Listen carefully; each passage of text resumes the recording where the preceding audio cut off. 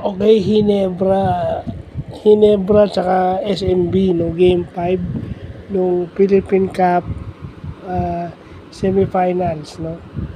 So injured si Troy. So makikita natin yung void, yung effect ni Troy Rosario sa rebounding ramdam.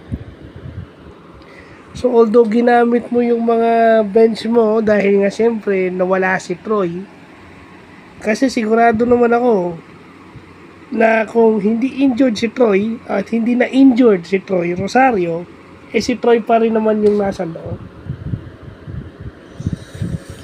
It's just that San Miguel is too much, no. Lumaban yung Hinebra, kudos to the players, no. My hat goes off to the players for putting a good fight.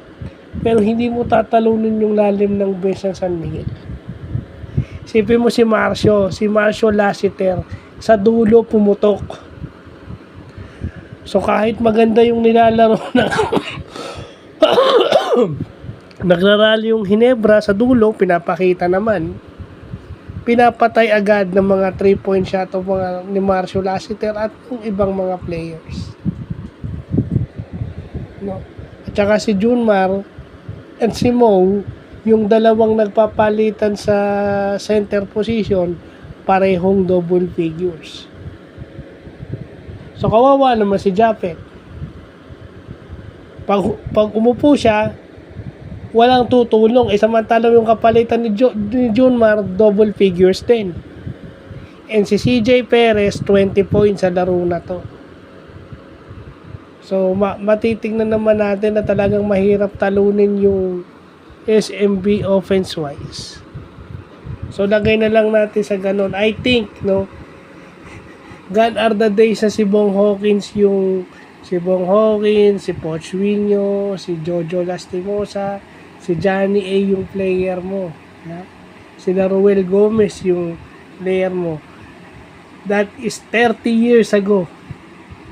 Ngayon, kahit naka-triangle offense kayo, the game is being played at a faster pace, no?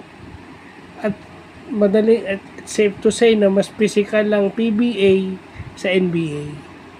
So, syempre, yung physikalan, may injure dyan, di ba?